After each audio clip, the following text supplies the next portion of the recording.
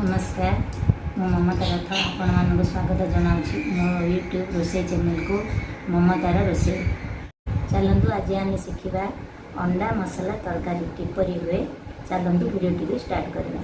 प्रथम मु 8टी अंडा आलू 3टा को लेकिन सिझाई गोटे जगार रखी चोपा छड़ेकी मसला बाटिया टमाटर रसुण लाल कंचा मर्च अदा पियाज जीरा दालचीनी और अनासी फूल एत नहीं तरकारी करने किसी चीनी आउ तेल स्वाद अनुसार लुण मसला गुंड हल्दी गुंड बर्तमान आम ये मसला सामग्री सब जाक ग्राइंडिंग करदे।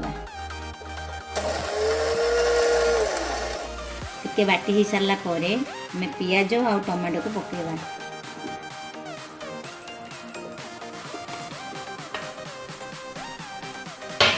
आपको ग्राइंडिंग करदे।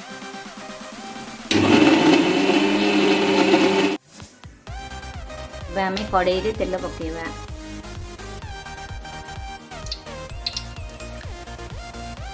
किसी हलदी गुंड दबा तेल रे कारण अंडाटी लाल हो भाजी हो।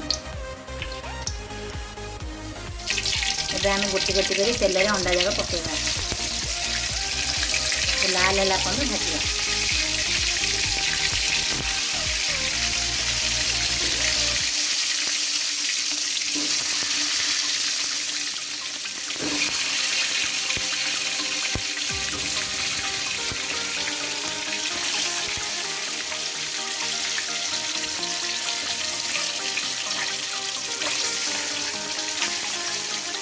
बर्तमान अंडाटी लाल हो आसला पर धीरे धीरे गोटे पात्र को काढ़ीदे।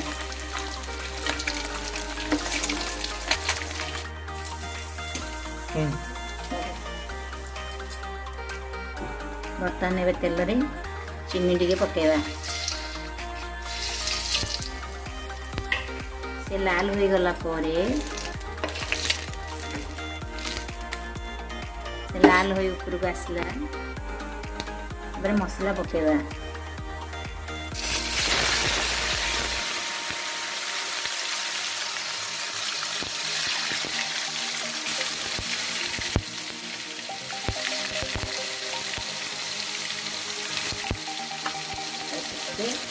तेल रे भाजी देगा।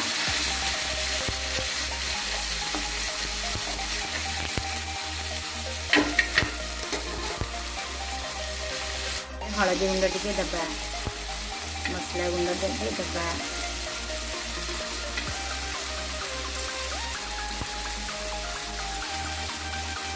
स्वाद अनुसार लुण दबा।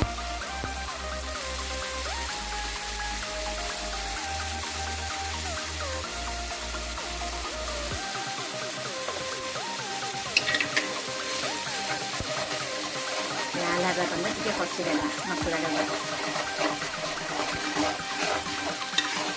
बर्तमान अंडा आलू को एटारे पकाई।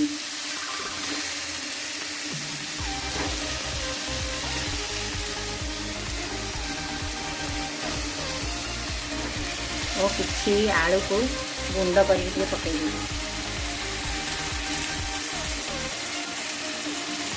आउ किसी आलू सेमती पकई।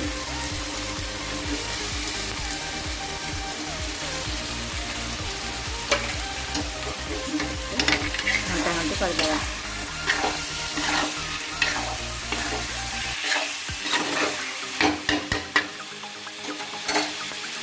बर्तमान पानी देगा।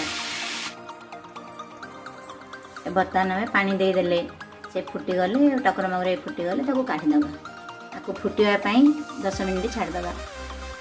आपको आम गरम भात सहित भी खाईपर। यदि आपण मो वीडियो भल लगुच लाइक एंड सब्सक्राइब करूँ।